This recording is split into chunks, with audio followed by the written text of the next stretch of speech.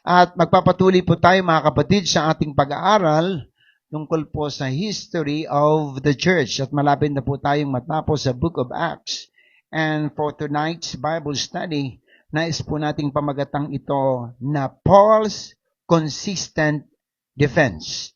Pinag-aralan po natin ang pinagdaanan ni Apostle Pablo, hallelujah, sa harapan ng mga Hudyo at ngayon po ay ihaharap na po siya sa leader ng Rome, mga kapatid, ng Roma, especially kay Haring Agripa. Kung makikita po natin, ang consistency ng testimony ni Apostle Pablo ay kahanga-hanga. Si Apostle Pablo ay napakagaling po na abogado po ito. Pariseyo po ito, mga kapatid. Pwede niya mga minamahal na baliktarin ang mga pangyayari para lamang hindi po siya maging alanganin sa kanyang buhay sapagkat talagang masama ang tangka sa kanyang buhay. Talagang gusto siyang patayin pero hindi po, mga kapatid, nagbago ang stand ni Apostle Paul as a servant of God.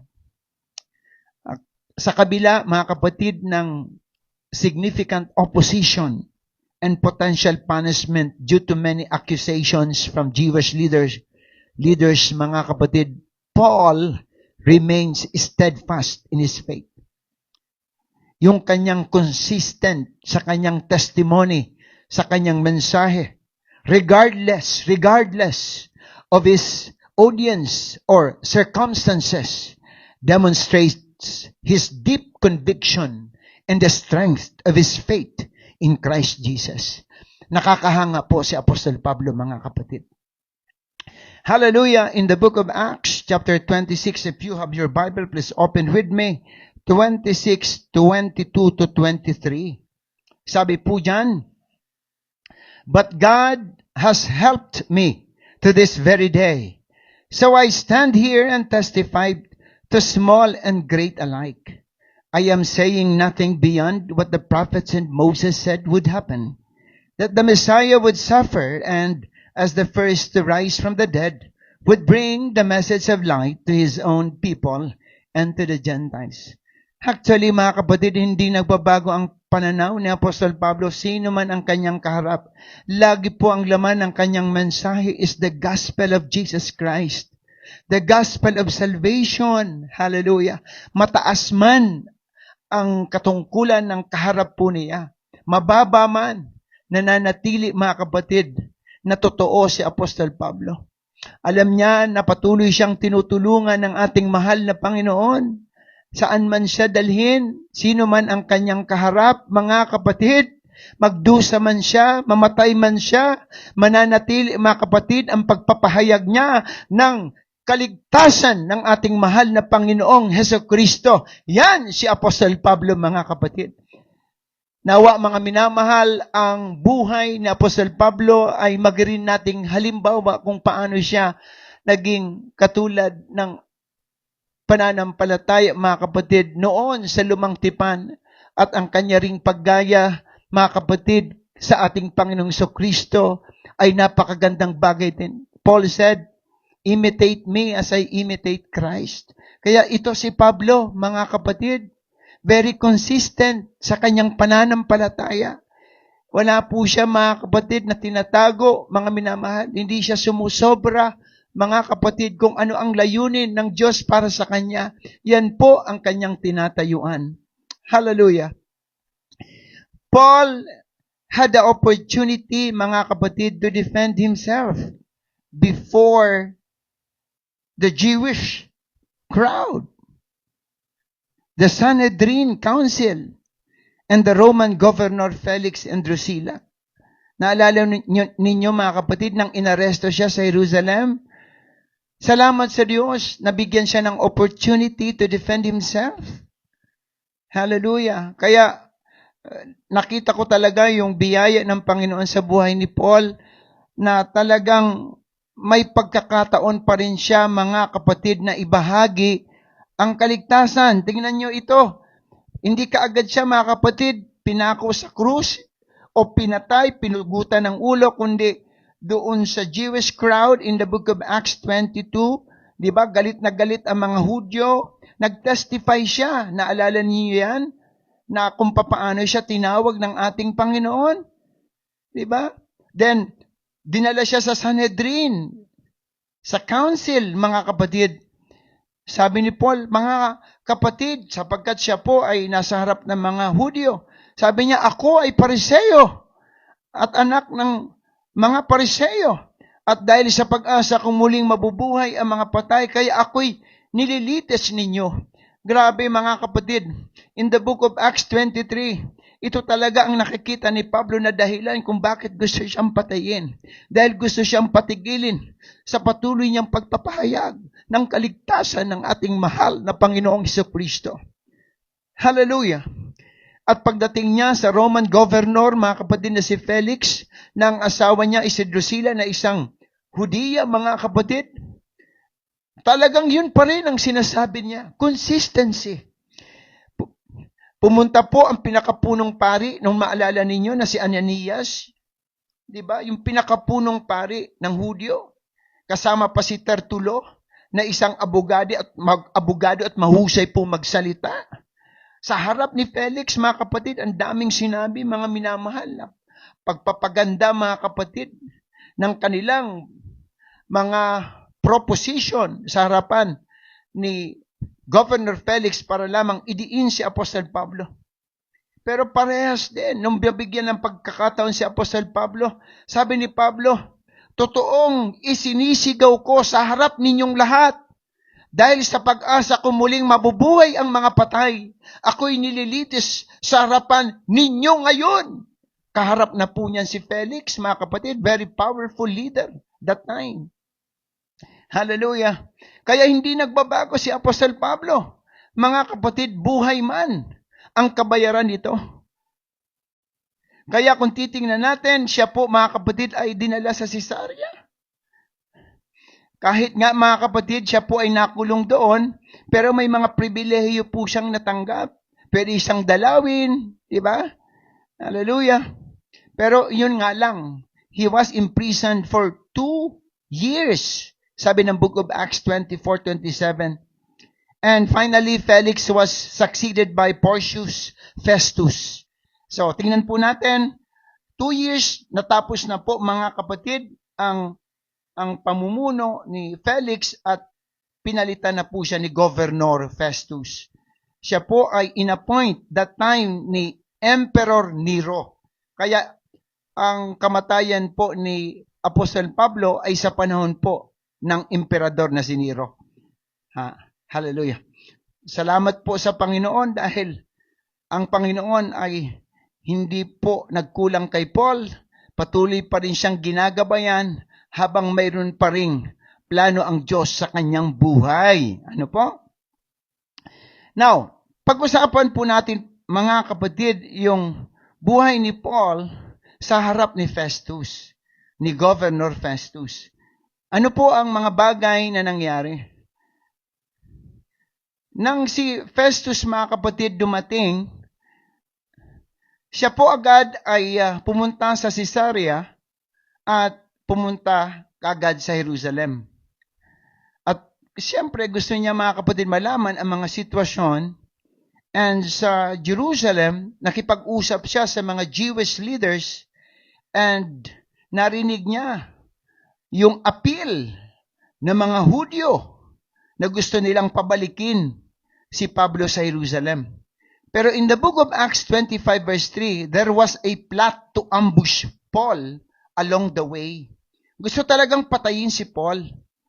Kaya sa Acts 25 verses 1 up to 5, doon natin mababasa na si Festus ay nakipag-usap po sa mga leaders sa Jerusalem. Lumapit sa kanya ang punong pare ng mga Hudyo, ang mga pinuno ng mga Hudyo at dinulog kay Festus ang reklamo labang kay Pablo. Dahil balak talaga nilang pag-transport si Paul papuntang Jerusalem ay tambangan at patayin si Pablo. Pero sumagot si Festo, ang sabi ni Festo, si Pablo'y nakabilanggo sa Cesarea at babalik ako roon sa madaling panahon. Now, sabi ni Festo, babalik ako sa Cesarea at kung gusto nyo, Sumama ang ilang mga pinuno sa inyo kung totoong may kasalanan siya. Sa kanyo siya isakdal. Yan. Kaganda po mga kapatid ng suggestion ni Festus na instead na si Paul ay bumalik sa Jerusalem, sabi ni Paul, ang mga leaders dito, kung gusto niyo, sumama kayo sa akin sa Caesarea. And then after 10 days in Jerusalem, Festus returned to Caesarea. At doon po mga kapatid, nagkausap-usap sila Apostle Pablo. At ang sabi ng Bible, pinaligiran siya ng mga Hudyong galing sa Jerusalem. Nagharap sila ng maraming mabibigat na paratang labang kay Pablo, kunit hindi talaga mapatunayan na mayroon talagang kasalanan si Pablo. 25 verse 8, sinabi ni Pablo bilang pagtatanggol sa kanyang sarili, wala akong ginawang labag sa kautusan ng mga Hudyo. Nilaban sa templo, nilaban sa sino mang emperador. Kaya napaka-tapang ni Apostol Pablo na harapin ang sino man mga kapatid na kumakalaban po sa kanya sapagkat nasa katotohanan si Apostol Pablo. Kaya doon sa kanilang patuloy na pag-uusap, may appeal si Apostol Pablo kay Caesar. Festus asked Paul if he would go to Jerusalem with him. So nais ni Festo mga kapatid na pagbigyan ang mga Hudyo sana, kaya tinanong ni Festo si Pablo, nais mo bang pumunta sa Jerusalem, Pablo, upang doon ka litisin? Sumagot si Pablo, naririto ako sa harap ng hukuman ng emperador. Dito ako dapat litisin. So, makikita po natin dyan na yung request ni Apostol Pablo ay pinakinggan ni Festo. Sabi ni Pablo, talagang wala akong nakitang nagawang pagkakasala sa mga kapwa ko mga Hudyo. At iyan ay nalalaman ninyo. Kung ako ay lumabag sa batas o nakagawa akong masama, parusahan ako ng kamatayan, hindi ako tututol. Look at this. Grabe mga kapatid. Parang kay Pablo, kung talagang ako mali, kung talagang ako mayroong nagawang kasalanan, parusahan ako ng kamatayan. Hindi ako tututol. Ito ang tunay na matapang. Ito ang tunay na paglilingkod sa Diyos. Sabi ni Pablo, ngunit, kung walang katotohanan ang mga paratang nila sa akin, hindi ako dapat ibigay sa kanila.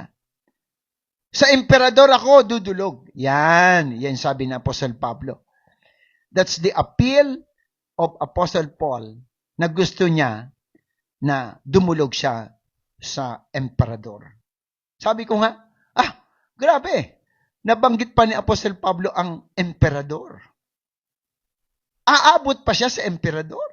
Hallelujah. Verse 12, sumangguni si Festo sa kanyang mga tagapayo at pagkatapos ay sinabi, yamang si emperador gusto mong dumulog, sa emperador ka pupunta. So, yan po yung appeal ni Pablo.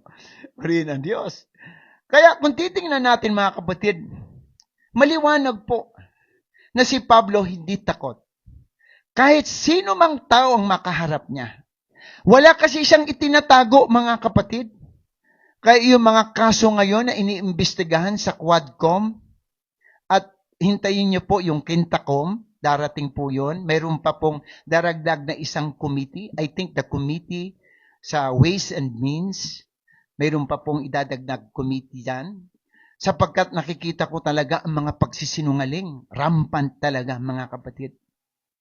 Kaya kung mapapansin po natin, marami silang hindi sinasabi, marami silang itinatago, maraming invoke tayong naririnig.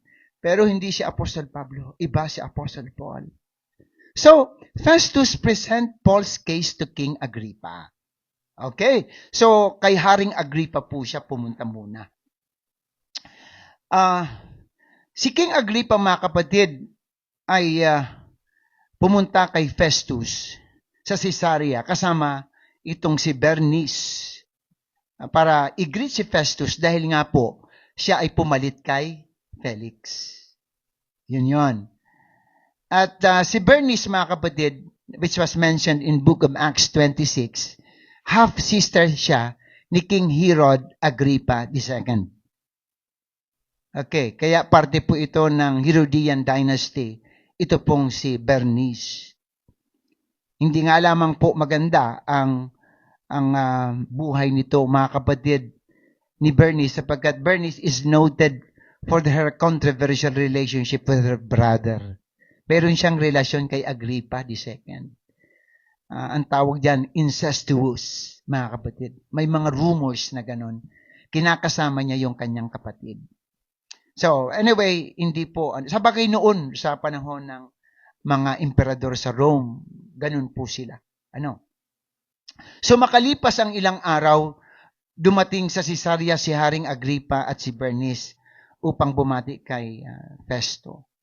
At yun nga po, mga kapatid, yun na yung opportunity para, mga kapatid, sabihin rin ni Festo ang kalagayan ni Apostol Pablo. In 26 verse 22 of Book of Acts, sinabi ni Agrippa kay Festo, gusto kong mapakinggan si Pablo. Yan. Tingnan niyo, mga kapatid. Anong kaya? Bakit gano'n na lang?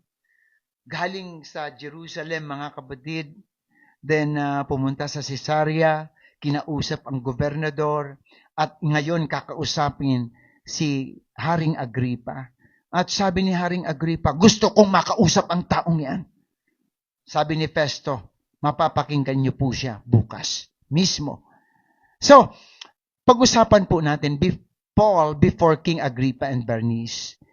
In the book of Acts 23, kinabukasan dumating sina Agrippa at Bernice kasama ang matataas na punong kawal at ang mga tanyag na tao sa lungsod. Buong karangyaan silang pumasok sa bulwagan ng hukuman, sabi ng Bible, mga kapatid. Hallelujah! At iniutos ni Festo na si Pablo'y iharap sa kanila. Grabe, mga kapatid, ito yung marami pong mga matataas na mga tao, mga kapatid, may katungkulan upang iharap si Apostol Pablo. Sinabi ni Festo, Haring Agrippa at lahat ng narito po ang lalaking isinakdal sa akin ng mga Hudyo rito sa Jerusalem. At sa Jerusalem. At pinagsigawan nilang hindi siya dapat mabuhay. Grabe, mga kapatid. Ibig sabihin, sinasabi ng mga tao, dapat siyang mamatay.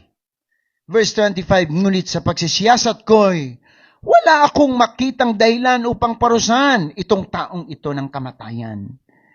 Dahil nais niyang dumulog sa emperador, ipinasya kong ipadala siya roon.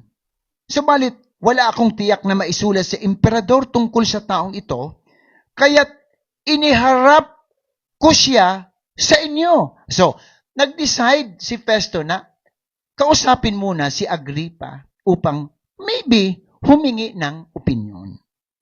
Ano po? Kaya, si Haring Agrippa, mga kapatid, ay nagkaroon ng pagkakataon na makausap itong lingkod ng Panginoon, si Apostol Pablo. Sabi ni Festo, upang may maisulat ako pagkatapos na siya ay masiyasat natin. So, humingi, mga kapatid, ng backup din si Festo kay Haring Agrippa upang siguro, ano masasabi mo, Haring Agrippa, sa taong ito? Verse 27 and chapter 26, sa palagay ko hindi nararapat ipadala sa emperador ang isang bilanggo nang hindi inilalahad ang mga reklamo laban sa kanya. Yan. So, hindi po pwede. Baka sila po ay balikan ni Emperor Nero that time na hindi sapat ang kanilang ebidensya tapos ihaharap ninyo sa akin ang taong ito. Baka po sila po ang mapasama sa harapan ni Nero. But, habang binabasa ko ito, mga kapatid, I can see the providence of God at work. Sapagkat nakita ko, mga kapatid, yung pinag-aralan natin na mayroong inihula kay Apostol Pablo. Mayroong prophecy kay Apostol Pablo. Kung bakit niya pinagdadaanan ang mga bagay na ito. Mga kapatid, kung maalala po ninyo, in the book of Acts 23 verse 11, the Bible said, but the following night, the Lord stood by him and said, naalala po ninyo yon? Yun siya po ay gustong patayin ng may riot na nangyari. Hallelujah. Yung crowd, mga Hudyo, galit na galit. Pero kinonfort siya ng Spirit ng Panginoon and God talked to him. And God said to him, Paul, be of good cheer. For as you have testified for me in Jerusalem, so you must also bear witness at Rome. Palagpakan natin ang... Look at this, mga kapatid. Sabi ng Lord sa kanya, Pablo, lakasan mo ang iyong loob. Kung paano kang nagpapatotoo tungkol sa akin dito sa Jerusalem, kailangan kang magpatotoo sa Roma, sa mga hari doon, sa mga leaders doon. Hallelujah! Papansinin po natin mga kapatid, pinag-uusapan dito yung patotoo. Sapagkat pansinin ninyo, hindi kaagad si Pablo ikinulong o pinatay sapagkat binibigyan siya ng pagkakataon para makapagsalita at ang kanyang sinasabi ay kanyang patotoo at ang kanyang patotoo ay ebanghelyo ng kaligtasan kung paano siya iniligtas ng Panginoon. Hallelujah. Kaya yung mga testimonies natin, mga kapatid, napakahalaga po niyan. Sapagkat dito natin nakikita kung gaano kumilos ang Panginoon sa ating buhay. Kung paano tayo binago ng ating Panginoon. Kung paano natin nakilala ang ating mahal na Panginoong Jesucristo. Hallelujah. Kaya yun, mga kapatid, sabi ni Festo, ano masasabi mo, Haring Agrippa? Once again, Paul was permitted to defend himself. Hallelujah. In the book of Acts 26 verse 1, maliwanag mga kapatid, dito na makikita natin ang diskurso ni Pablo kay Haring Agrippa. Kanina mga kapatid, chapter 25 po yun, yung pinag-usapan natin. At dito na tayo sa chapter 26. Sa verse 2, sabi po dyan, please, tingnan niyo po ito. If you have your Bible, please open your Bible in the book of Acts chapter 26.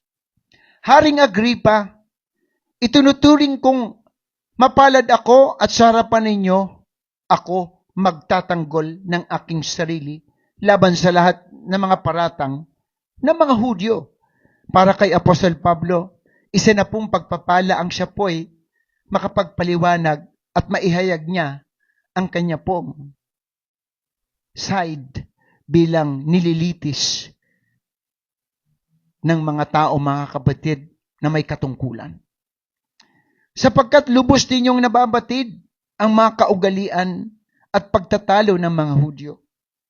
Kaya't hinihiling ko pong pagtiyagaan ninyo akong pakinggan. Grabe pa rin po ang paggalang ni Apostol Pablo. Sapagkat kay Apostol Pablo, yun lang makapagsalita siya, ay biyaya na nanggagaling sa Diyos. Ito po yung nakikita ko mga kapatid, kahit maliit na bagay, na-appreciate ni Apostol Pablo ang kabutihan ng Diyos.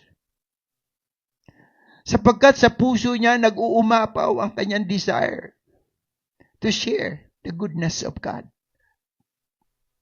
Hallelujah. Kaya sa harapan ni Haring Agrippa, Apostle Paul laid down his testimony, how he was called by Jesus Christ on the road to Damascus. Kaya pansinin po ninyo yung nangyari sa kanya, mga kapatid, sa road going to Damascus. Talaga pong malaking patotoo po yan at consistent po siya dyan. Hindi niya po binabago kung papaano po siya binago ni Jesus Christ.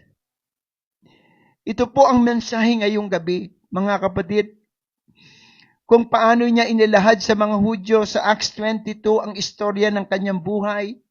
Yun din ang kanyang sinabi sa harapan ni Haring Agrippa. Hindi nagbabago ang kanyang sinasabi dahil iyan ang totoo na nangyari sa kanya. Ano po ang laman sa muli ng kanyang diskurso? Ano po ang laman? His early life. He said, I was born in Tarsus. Ako ay isang Pariseo. Grabe ang pagmamahal ko sa reliyon ng mga Hudyo. Praise be unto the Lord. As sinabi niya, I was being judged for the hope of the resurrection. Nililitis nila ako. Dahil sa gusto nila na ako ay patigilin sa pagpapahayag ko ng kaligtasan buhat sa Panginoong Jesucristo. Hallelujah. Napakabuti ng Panginoon, mga kapatid, sapagkat binibigyan ng Diyos si Apostol Pablo ng courage tapang upang ipahayag. Ang totoo niyan, sabi ko nga, yung mga abogado natin ngayon, ang gagaling mga kapatid, magpaikot-ikot. Kahit mali na, naghahanap pa rin, di po ba, ng mga lulusutan. Si Apostol Pablo hindi po ganun. Hallelujah. Si Apostol Pablo talaga is a diehard Pharisee before. Pero mga kapatid, nung makilala niya ang ating Panginoon, talagang nilimot niya ang kanyang pagiging Pariseyo at niyakap niya ang pananampalatayang Kristyanismo. Palagpakan natin ang ating Panginoon. Napakabuti po ng Panginoon. Kaya nakita ko doon yung kanyang testimony very clear. Kahit po siya mga kapatid nakulong sa Jerusalem, hallelujah, gusto siyang patayin, pero hindi po siya mga kapatid nagbago. Patuloy po niyang pinanghawakan ang purpose kung bakit siya nangangaral ng salita ng ating mahal na Panginoong Kristo. Dahil ang sinasabi niya, ito ang pagkatawag sa akin. Number 2, Paul's calling. Hallelujah. Yun din ang ipinahayag niya. Sabi niya, ako ay tinawag ng Panginoon nung ako ay papuntang Damasco upang ipakulong ang mga mananampalataya ni Kristo. Pero along the road, nabulag ako ng isang napakaliwanag na ilaw. Dahil doon, ako ay nahulog sa aking sinasakyan. At mayroong tinig na nagsabing, Saul, Saul, Saul, Saul, why are you persecuting me? Grabe mga kapatid. Kung maalala niyo sa previous Bible study natin, pinahayag niya ito doon sa mga Hudyo na gustong pumatay sa kanya. Pinatotoo niya ito. Sa harapan ni Agrippa, inulit niya ulit. Hallelujah. And sabi ni Paul, tinanong ko ang tinig na ito, who are you? Who are you, Lord? At tinastify niya ang tinig na nagsabi, ako ito si Jesus na iyong inuusig. Somehow, nakikita ko doon mga kapatid, kahit testimony yun po ay napakalaking bagay para ipahayag niya ang kaligtasan buhat sa ating mahal na Panginoong Kristo. Paul said that Jesus Christ appeared to him. Grabe. Sabi niya kay Haring Agrippa, si Jesus ay nagpakilala sa akin. Oh, what a wonderful testimony.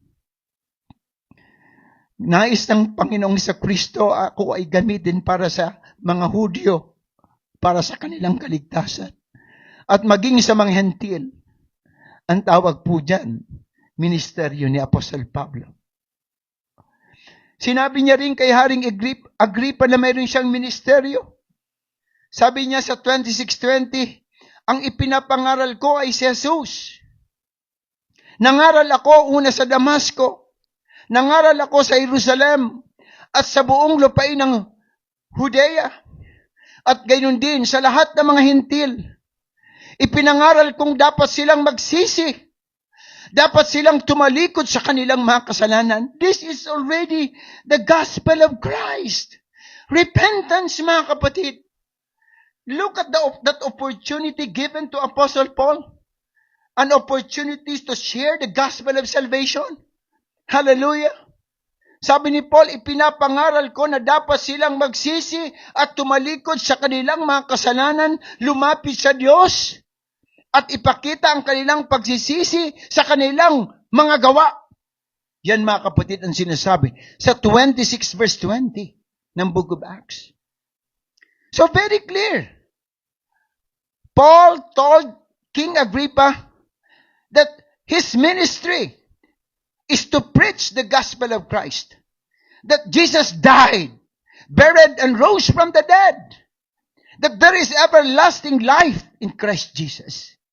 But you know, mga kapatid, while Paul was speaking, Paul was interrupted by an outburst from the Roman governor, Festus. Para mga kapatid, hindi nakatiis si Festus. Sapagkat alam po ninyo, napansin po ninyo mga kapatid, the more na sinishare natin ang gospel ni Jesus Christ, ang kaaway mas lalong nagagalit. Dahil ayaw ng dyablo na maligtas ang tao, mga kapatid. Hallelujah. Pero si Paul, very consistent sa kanya pong mensahe.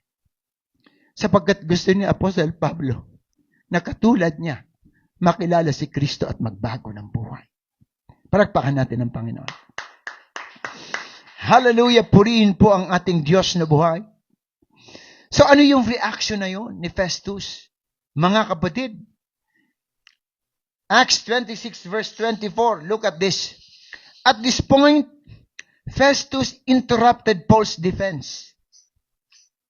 You are out of your mind, Paul, he shouted. Your great learning is driving you insane. Grabe, ano? So, habang nagsasalita si Pablo, ang lakas ng boses ni Festo, tumayo. Nababaliw ka pa, Pablo. Nababaliw ka na. Sa sobrang karunungan mo'y nasisiraan ka na ng ulo. Tingnan po ninyo ang pagpapahayag ng kaligtasan ng tao. Ay, ang tingin ni Festo ay sira ang ulo. Mga kapatid, grabe. Kaya noon pa man, ang pagpapahayag ng Ebanghelyo talaga ay hindi madali. Pero kalmado lang si Pablo. Kalmado lamang po siya. Sumagot si Pablo, mahal na gobernador, hindi po ako nababaliw. Kagalang-galang na Festo, ang sinasabi ko'y mga salita ng katinuan at pawang katotohanan. Nalalaman po ninyo, humarap siya kay Haring Agripa. Haring Agripa, ang tungkol sa mga bagay na ito. Kaya malakas ang loob kong magsalita sa inyong harapan. Tiyak na hindi lingid sa inyo ang mga ito sapagkat hindi sa isang sulok lamang nangyari ito. Parang sinasabi ni Pablo, Haring Agripa, mayroon kang nalalaman tungkol sa aking pangangaral. Verse 26, 27 ng Acts, Haring Agripa, tingnan niyo po ang lakas ng loob ni Apostle Pablo. Look at this verse. 26-27. Haring Agripa, naniniwala ba kayo sa mga propeta? Alam kong naniniwala kayo. Praise God. Grabe mga kapatid. Isang hari, mga minamahal, tinanong ni Apostle Pablo kung naniniwala sa mga propeta. At alam po ninyo yung reaction ng Haring Agripa. 26-28. Look at this verse. Paul, you almost persuade me to become a Christian. Look at this verse mga kapatid. Sinabi ni Agripa, mga minamahal, sa palagay mo ba'y mahihikayat mo akong maging Kristiyano sa loob ng maikling panahon? Walang sinasabi si Apostol Pablo, pero mga kapatid, grabe siguro yung impact ng salita ni Apostol Pablo kay Haring Agripa. You almost persuaded me to become a Christian, Paul. At napakaganda mga kapatid, ang sagot ni Apostol Pablo. Sa verse 29, if you have your Bible, sumagot si Pablo, maging sa maikli o sa mahabang panahon, loobin nawa ng Diyos na hindi lamang kayo, kundi ang lahat ng nakaririnig sa akin ngayon ay maging kagaya ko. Palakpakan natin ang Panginoon. Look at this statement of Paul. Hallelujah! Nakakahanga talaga itong si Apostle Pablo. Sapagkat grabe yung sagot ni Haring Agripa. Sa loob ng maikling panahon, gusto mo atang makonvert ako sa Kristyanismo, Pablo. Sabi ni Pablo, sa maikli man o sa mahabang panahon, loobin nawa ng Diyos na hindi lamang ikaw, mahal na Haring Agripa, ang maligtas, kundi ang lahat ng nakikinig sa akin ngayon. Oh, purihin ng Diyos. Hallelujah! Evangelism. Sharing the gospel. Sharing the good news of our Lord Jesus Christ. It happened because of Paul's courage. because of Paul's consistency about his testimony. Napakaganda, mga kapatid. Everybody say amen. Hallelujah. So, how about the reaction from everyone? So, di po ba nandoon si Festus, si Bernice, si Agrippa? So, sa punto na yun, mga kapatid, ang sabi ng 26 verse 30, mga kapatid, hallelujah, nag-usap-usap sila. And their conclusion is this. This man is doing nothing deserving of death or change. This man might have been set free if he had not appealed to Caesar. Look at this statement. Parang ang sinasabi, mga kapatid, nila Haring Agrippa, kung hindi ito nag-request na makausap niya ang emperor. Sa atin pa lang, malaya na ito. So what was the purpose of God? Bakit, mga kapatid, nag-request pa si Apostol Pablo na makausap ang emperador? Hallelujah! Dahil may plano pa rin ang Diyos kay Pablo na ipahayag ang ebanghelyo, hindi lang sa hari, kundi maging sa emperador. Hallelujah! Sa kaisipan nila Haring Agrippa, kung hindi niya lamang hiniling na dumulog sa emperador, maari na siyang palayain mismo sa oras na ito. Mga kapatid, dito natin makikita ng ating consistency ay napakahalaga. Consistency is actually a situation wherein you remain in your faith. You don't waver. Hallelujah. Hindi ka nagdadalawang isip. Mayroon kang kaisipan na hindi ka pwedeng baguhin ng anumang sitwasyon o pangyayari sa buhay. Mga kapatid, nakita ko na kapag consistent tayo sa ating paglilingkod sa ating Panginoon, hindi niya po tayo pababayaan. Kakampi tayo ng ating mahal na Panginoong Jesucristo. Hallelujah. And in my conclusion, glory to the living God. Consistency in Paul's message and behavior enhances his credibility. Everybody say amen. Ganun tayo. Alam po ninyo, pag consistent tayo sa ating paglilingkod sa Diyos, yung kredibilidad natin, hallelujah, ay tataas. At yung kredibilidad na yan ay magre-reflect sa pangalan ng Panginoong Jesucristo.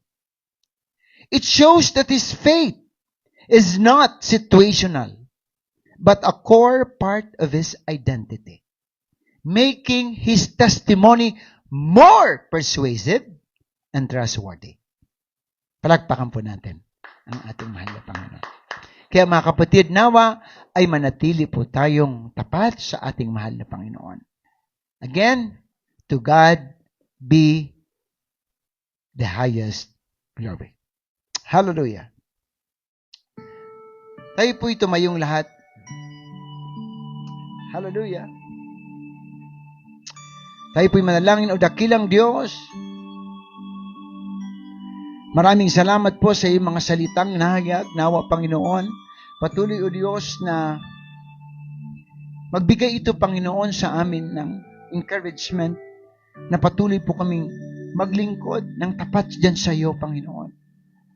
Salamat o Diyos sa patuloy mong pag-ingat po sa aming mga buhay na kung paano mo noon iningatan si Apostol Pablo sa harapan ng maraming mga taong gustong magpatigil sa kanyang pangangaral ng iyong mga salita. Lord, nawa, sa anumang pagsubok na dumarating rin sa aming buhay, manatili po kami. Pagpalain mo, Diyos, ang aming iglesia, ang aming pamilya, ang lahat ng mga kapatiran, ang aming mga workers. Hallelujah! Salamat sa iyong biyaya, Panginoon. Salamat din, O Diyos, sa success ng anniversary ng Batangas this coming October 20 at ang NOIF, Panginoon, maging ang convention. Ikaw na, O Diyos, ang bahala na magsundo ng lahat ng kanilang pangangailangan. Panginoon, salamat sa biyaya ng paglilingkod. Dinadalangin rin namin, Panginoon, sa gabing ito ang complete healing, Panginoon, ni Tatay Julian, Panginoon. At kaya maging sa mga negosyo, O God, mga trabaho ng mga kapatiran. Ikaw na, O Diyos, ang bahala na magpalago po nito. Kahabagan mo rin, Panginoon, ang aming bansa. Now, O Diyos, patuloy mong, Panginoon, kausapin ang mga leaders na mayroon, Panginoon, na desire na lumabas ang katotohanan para, Panginoon, ang aming bansa ay matulungan, Panginoon, sa pang-aalipin ng kasamaan. Lord, ikaw na po ang bahala. Sa muli, Panginoon, bless each and every one of us. At ang mga may sakit at karamdaman, Panginoon, ay bigyan mo ng kagalingan. Thank you, Lord, for all your blessing tonight. At sa muli, sa lahat ng nanonood ngayon, anuman po ang kanilang kahilingan, ipagkaloob mo, Diyos, ayon sa iyong kalooban. Salamat po, Panginoon. At sa muli, sa kaarawan ni Pastora Mirna, dinadalangin po namin ang blessing. O God, ipagkaloob mo sa kanyang buhay, sa kanyang pamilya. At ganun din, Panginoon, kay Brother Ruel, bukas sa kanyang kaarawan. Ngayon pa lamang, Panginoon, I declare blessing for my brother. Thank you so much, O God, for everything you entrusted to us. And please, guide us, Panginoon, para patuloy namin magampanan ang mga tungkulin namin. To you alone, Lord Jesus Christ, we give back all the glory, honor, and praise. In Jesus' name, amen and amen.